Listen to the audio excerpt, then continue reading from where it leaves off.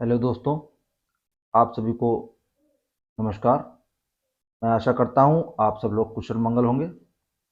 तो विद्यालयों में जो अब क्या हुआ है कि पहले जो रुपए जाते थे, जो एसएमसी के जो खाते में पहले जो रुपया आता था, वो हम लोग चेक के द्वारा द्वारा उसका जो है स्थानांतरण करते थे।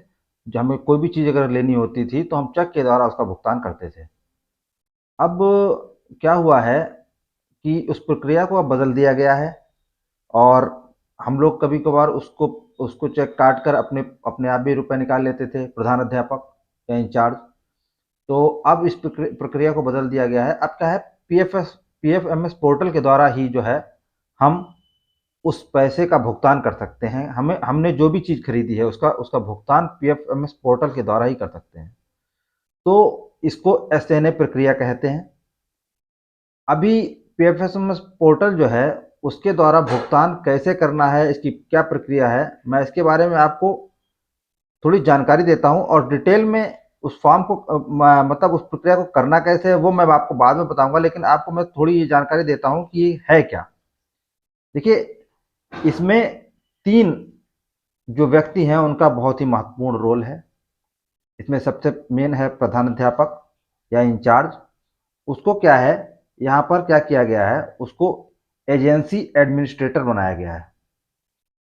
और उसी को ही, जो प्रधान अध्यापक है, उसको ही एजेंसी डाटा अप्रूवर भी बनाया गया है। फिर देखिए, ये इनके पद नाम हैं। मतलब इस प्रक्रिया में प्रधान अध्यापक को ये नाम दिया गया है। अब देखिए, तीन काम है प्रधान अध्यापक के। एजेंसी एडमिनिस्ट्रेटर का काम वो करेगा, उसके बाद एजेंसी डाटा अप्रूवर का काम भी वही करेगा, उसके बाद जो पीपीए जनरेट होगा, प्रिंट पेमेंट एडवाइस, इसके बारे में बताता हूँ ये क्या है, उस पर भी हस्ताक्षर प्रधान अध्यापक करेगा। उसके बाद सहायक अध्यापक, इनका क्या काम है। देखिए, सहायक अध्यापक जो है वो यहाँ पर एजेंसी डाटा ऑपरेटर का काम करेगा। इसका सहायक अध्यापक का एक ही काम है, जो मतलब पदनाम है, और उसका कार्य भी यही है। और उसके बाद एसएमसी अध्यक्ष जो होगा, पीपीए हस्ताक्षरी होगा। जो पीपीए जनरेट होगा उस पे हस्ताक्षर प्रधान अध्यापक भी करेगा और एसएमसी अध्यक्ष भी करेगा। तो ये तो हो गए इनके पदनाम। अब मैं आपको बताता हूं कि इनके कार्य क्या होंगे। देखिए, ये जो तीन लोग हैं, एक प्रधान अध्यापक, दूसरा सहायक अध्यापक, तीसरा एसएमसी अध्यक्ष। ठीक है। अब इसमें जो एसएमसी अध्यक्ष का तो बस ये काम है कि उसको पीपीए जब जनरेट हो जाएगा तो उसके ऊपर हस्ताक्षर होंगे उसके। लेकिन यहाँ पर मेनली प्रधान अध्यापक और सहायक अध्यापक के ही काम है। अगर सहायक अध्यापक नहीं है तो उसकी जहाँ पर शिक्षा मित्र भी डाटा ऑपरेटर का काम कर सकता है। देखिए, जो प्रधान अध्यापक है उसको एजेंसी एडमिनिस्ट्रेटर बनाया गया है, तो उसको एक आईडी पासवर्ड मिलेगा। वो आईडी पासवर्ड जो मिलेगा, उस आईडी पासवर्ड के द्वारा वो डाटा ऑपरेटर और डाटा अप्रूवर की आईडी बनाएगा। तो यहाँ पर तीन व्यक्तियों का काम हो गया। मतलब काम दो ही व्यक्तियों का है, लेकिन वो तीन तरीके से, जो एक व्यक्ति है प्रधान अध्यापक, वो दो काम करेगा। देखिए, पहला तो प्रधान अध्यापक एजेंसी एडमिनिस्ट्रेटर का काम करेगा, दूसरा वो डाटा अप्रूवर का काम भी वही करेगा, और जो सहायक अध्यापक है उसका काम होगा डाटा ऑपरेटर का।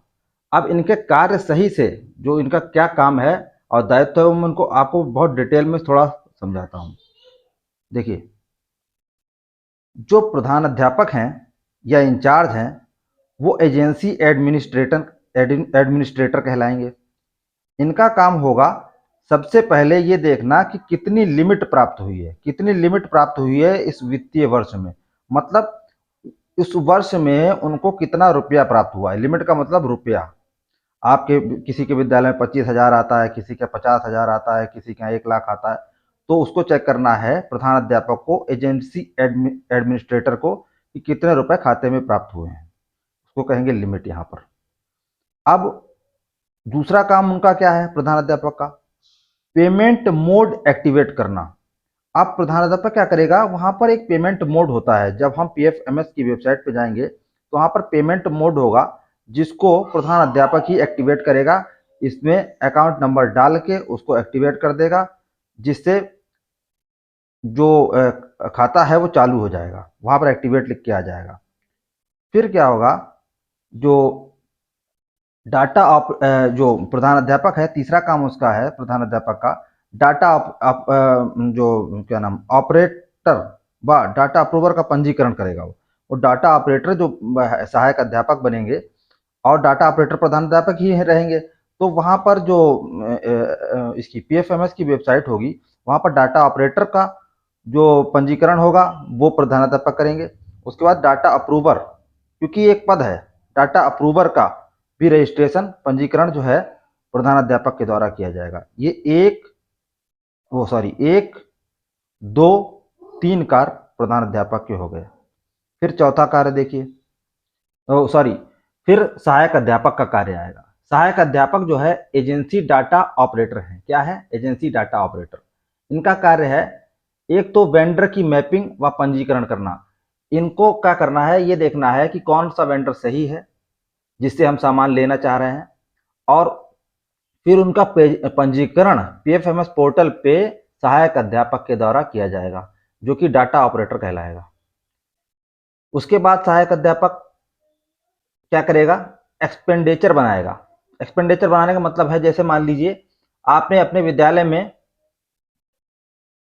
कुर्सियां खरीदी हैं, तो कुर्सियां किस वेंडर से खरीदी हैं, कितने रुपए की हुई हैं, वो सब व्यय एक्सपेंडिचर बने कहलाएगा। एक्सपेंडिचर जो है, जो सहायक अध्यापक हैं पीएफएमएस पोर्टल पर एक्सपेंडिचर बनाएंगे, उस एक्सपेंडिचर को सेव करेंगे। जब वो एक्सपेंडिचर मान लीजिए कुर्सी 1000 रुपए की है तो वो सेव कर देंगे, तो अपनी लॉगिन आईडी से, उनकी लॉगिन आईडी हेडमास्टर उनको देंगे। वो जब उसको सेव कर देंगे तो प्रधान अध्यापक के पास में वो जो एक्सपेंडिचर है वो आ जाएगा। अब प्रधान अध्यापक क्या करेगा, प्रधान अध्यापक यहाँ पर अप्रूवर का काम करेगा। अब वो क्या करेगा, पहले वो काम क्या कर रहा था, प्रधान अध्यापक जो था एडमिनिस्ट्रेटर था, अब वो अप्रूवर का काम करेगा। अब क्या करेगा प्रधान अध्यापक, डाटा ऑपरेटर द्वारा बनाए गए जो एक्सपेंडिचर है उसको चेक करेगा। चेक करने के बाद उसको अप्रूव कर देगा, और जब अप्रूव कर देगा तो एक पीपीए जनरेट होगा। पीपीए क्या है, पीपीए की फुल फॉर्म क्या है, पीपीए है, ये देखिए, पीपीए की फुल फॉर्म है प्रिंट पेमेंट एडवाइस। ये जो है एक advice, print payment advice generate हो जाएगी, जो इंचार्ज या हेडमास्टर जो है अप्रूव करने के बाद पीपीए जनरेट हो जाएगा, प्रिंट पेमेंट एडवाइस जनरेट हो जाएगी। ये एडवाइस निकाल कर इस पर एसएमसी अध्यक्ष के हस्ताक्षर होंगे, प्रधान अध्यापक के हस्ताक्षर होंगे।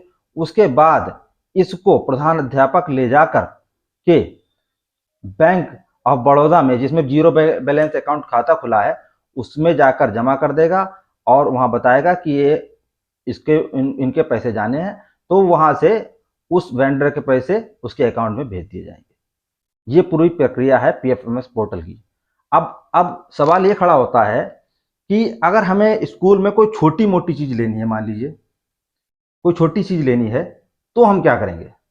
अगर जैसे मान लीजिए हमें पेन खत्म हो गए, रजिस्टर खत्म हो गए हैं, या लॉक जो लगे होते हैं स्कूल में वो खराब हो गया है, तो उस लॉक को के लिए अब उस रुपए कहाँ से लेंगे, क्योंकि वो तो मान लीजिए 500 रुपए का कोई चीज़ आनी है, 600 की आनी है, 50 रुपए की भी आनी है, 20 रुपए की भी आनी है, तो हम उसके लिए क्या करेंगे। उसके लिए क्या किया है, इस पीएफएमएस पोर्टल में 5000 रुपए तक जो है प्रधान अध्यापक अपने आप को पंजीकृत करेगा वेंडर के तौर पर। प्रधान अध्यापक अपने को पंजीकृत करेगा वेंडर के तौर पर, और 5000 रुपए तक की धनराशि वो अपने अकाउंट में ले सकता है। जैसे वेंडर रजिस्ट्रेशन होगा ना, तो उसी तरीके से प्रधान अध्यापक का रजिस्ट्रेशन करेंगे कौन, सहायक अध्यापक जो डाटा ऑपरेटर हैं। तो अब क्या होगा, वो रुपया जो है, अगर कोई चीज़ छोटी चीज़ लेनी है तो 5,000 रुपये तक की धनराशि प्रधान अध्यापक अपने खाते में ले लेंगे और फिर उसको जो है निकाल कर कोई भी चीज़ छोटी मोटी जो लेनी है वो ले सकते हैं। अगर आपको ये प्रक्रिया समझ में आई हो तो आप जो है इसके लिए बहुत बहुत धन्यवाद। और इसके आगे इसको फॉर्म, इसका जो पीएफएमएस पोर्टल पे कैसे कार्य करना है वो मैं पीएफएमएस पोर्टल खोल के कैसे रजिस्ट्रेशन वेंडर का होगा, कैसे रजिस्ट्रेशन जो है डाटा ऑपरेटर का होगा, डाटा अप्रूवर का होगा, पूरी प्रक्रिया मैं आपको अगले वीडियो में बताऊंगा। तब तक के लिए धन्यवाद।